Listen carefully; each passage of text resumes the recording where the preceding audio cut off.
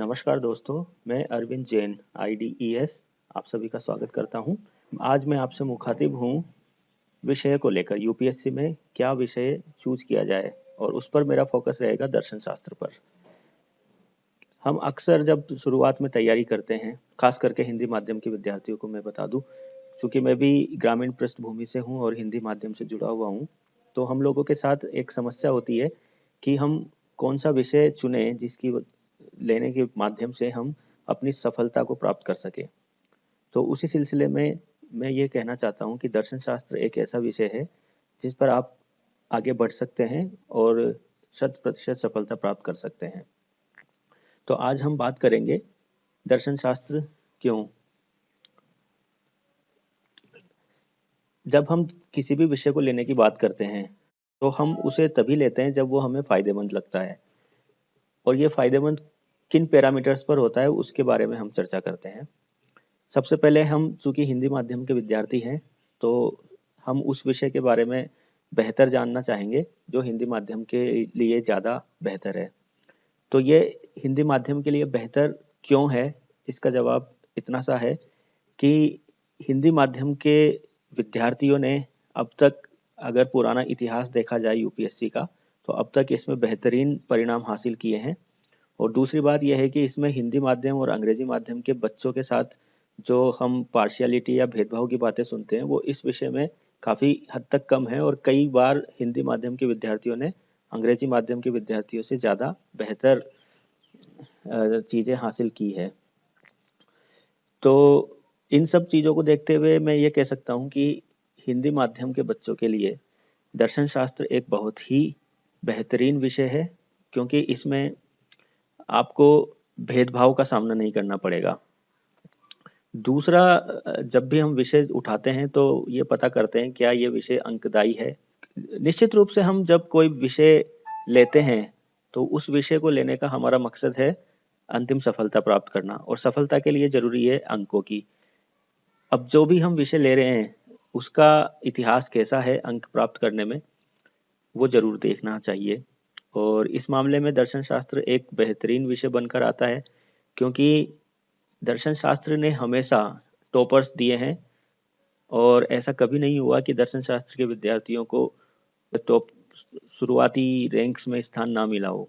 इसलिए इस विषय में बिल्कुल आप निश्चिंत रहिए कि ये एक अंकदायी विषय है या नहीं है, ये निश्चित रूप से एक अंकदायी विषय है। तीसरा, एक विषय लेने के पहले हमारे मन में एक सवाल रहता है, और ये बड़ा ही जायज़ सा सवाल है कि हम जो भी विषय लेते हैं उसकी पृष्ठभूमि होना आवश्यक है या नहीं है। जनरली हम देखते हैं कि इतिहास, राजनीति विज्ञान, ज्योग्राफी, पब्लिक एडमिनिस्ट्रेशन, इन विषयों के विद्यार्थी, बहुत सारे लोग ऐसे होते हैं जिन्होंने इसमें पीजी किया हुआ होता है।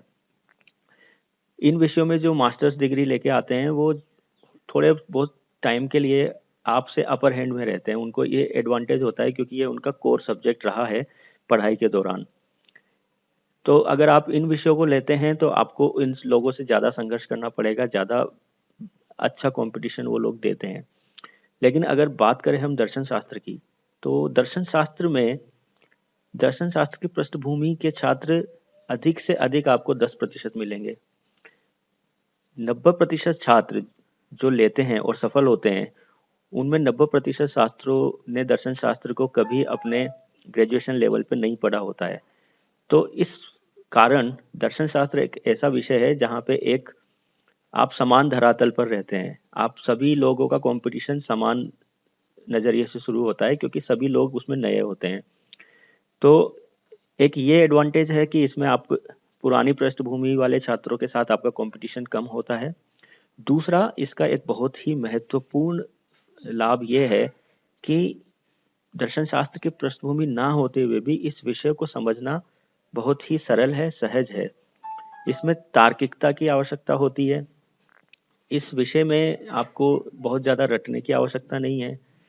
इस विषय का आप दर्शन शास्त्र विषय को आप अगर अन्य विषयों से तुलना करें तो बहुत ही सरलता के साथ और तार्किक दृष्टि से आप समझ सकते हैं।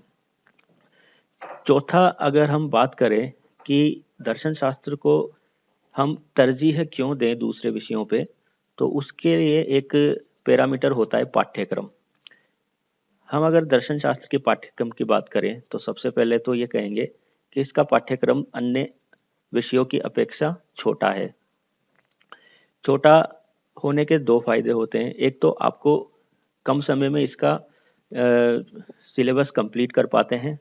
दूसरा, आप इसका रिवीजन आसानी से कर पाते हैं। तीसरा और सबसे महत्वपूर्ण फायदा ये होता है कि अगर आपका कोर सब्जेक्ट आपका समय कम ले रहा है तो आप दूसरे विषयों जैसे कि जनरल स्टडीज के जो 4 पेपर्स हैं और ऐसे का पेपर है, उनके ऊपर ज़्यादा ध्यान दे सकते हैं, क्योंकि सभी के पास 24 घंटे होते हैं।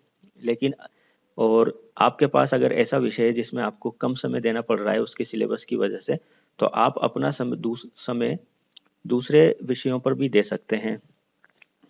तीसरा, इसका सबसे महत्वपूर्ण जो फायदा है इसके पाठ्यक्रम का, दर्शन शास्त्र के पाठ्यक्रम का, वो है जीएस में इससे इसकी वजह से काफ़ी आपको सहायता मिलती है, पर्टिकुलरली जीएस 4 के पेपर में, जो एथिक्स का पेपर है। क्योंकि एथिक्स का नाम ही दर्शन शास्त्र से मूलभूत रूप से जुड़ा हुआ है। दर्शन शास्त्र का एक अंतरंग भाग है। नैतिकता को दर्शन शास्त्र से अलग नहीं किया जा सकता। जैसे 2015 में भी पूछा गया एथिक्स का एक सवाल था जिसमें दार्शनिकों के अवतरण से संबंधित प्रश्न थे। अब दार्शनिक अगर आप पढ़ते हैं तो उनसे संबंधित अवतरण आपको दूसरे स्टूडेंट्स की अपेक्षा आपको ज़्यादा अच्छे से समझ पाएंगे और उसको ज़्यादा अच्छे से आप लिख पाएंगे। इसी तरह एथिक्स के पेपर की कई सारी चीज़ें हैं जो नैतिकता से, दर्शन से और दार्शनिक विद्वानों से जुड़ी हुई हैं, जिसका सीधा सीधा लाभ आपको चौथे पेपर में मिलता है। इसके अलावा इस पाठ्यक्रम का एक और फायदा है, वो है निबंध में। हम देखते हैं कि निबंध में अलग अलग टॉपिक से निबंध पूछे जाते हैं, लेकिन कभी किसी भी टॉपिक से पूछा जाए, एक टॉपिक उसमें दार्शनिक तत्व लिए हुए जरूर होता है। आप कि पिछले सालों का कोई सा भी पेपर उठा के देख लीजिए, उसमें दार्शनिक सब्जेक्ट किसी न किसी टॉपिक का जरूर होगा। जैसे मैं उदाहरण के लिए बताऊं, 2015 में बिंदु 4 ऐसे में था, मूल्यों से संबंधित शिक्षा जैसी अभी उपयोगी है, व्यक्ति को अधिक चतुर शैतान बनाने जैसी है। तो इस तरह के जो निबंध हैं, इसमें उन विद्यार्थियों को फायदा मिलता है जिनकी दार्शनिक या दर्शन शास्त्र की पृष्ठभूमि होती है। अब हम बात करें पाठ्यक्रम के बाद। पाठ्यक्रम इसका छोटा है, सहज है, कम समय में रिवीजन हो जाता है, ये सब चीज़ें तो है, लेकिन क्या किसी भी विषय का एक पैरामीटर होता है, क्या हम उसकी पाठ्य सामग्री सहजता से उपलब्ध है मार्केट में? तो इसका जवाब है हाँ। दर्शन शास्त्र एक ऐसा विषय है जिसमें चूंकि पाठ्यक्रम छोटा है, तो पढ़ने के लिए भी आपको कम किताबों की ज़रूरत होगी, और किताबें और नोट्स जो चाहिए आपको वो मार्केट में बहुतायत से उपलब्ध हैं।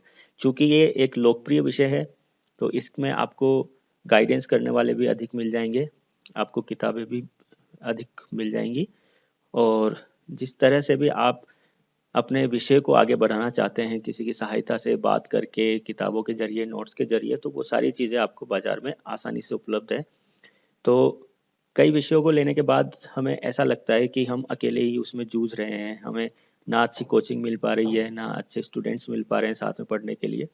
तो दर्शन शास्त्र में इस तरह की कोई भी दिक्कत नहीं आती है।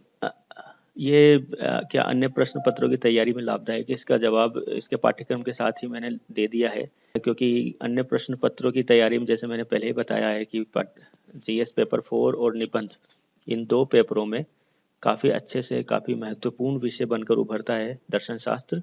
और दर्शन शास्त्र की पृष्ठभूमि के विद्यार्थी दोनों विषयों में काफ़ी अच्छे मार्क्स लेकर भी आए हैं। तो मैं भी इस तरह की बातें मैंने सुनी हैं, और मुझे भी इसका फ़ायदा मिला था जब मैं प्रिपरेशन कर रहा था।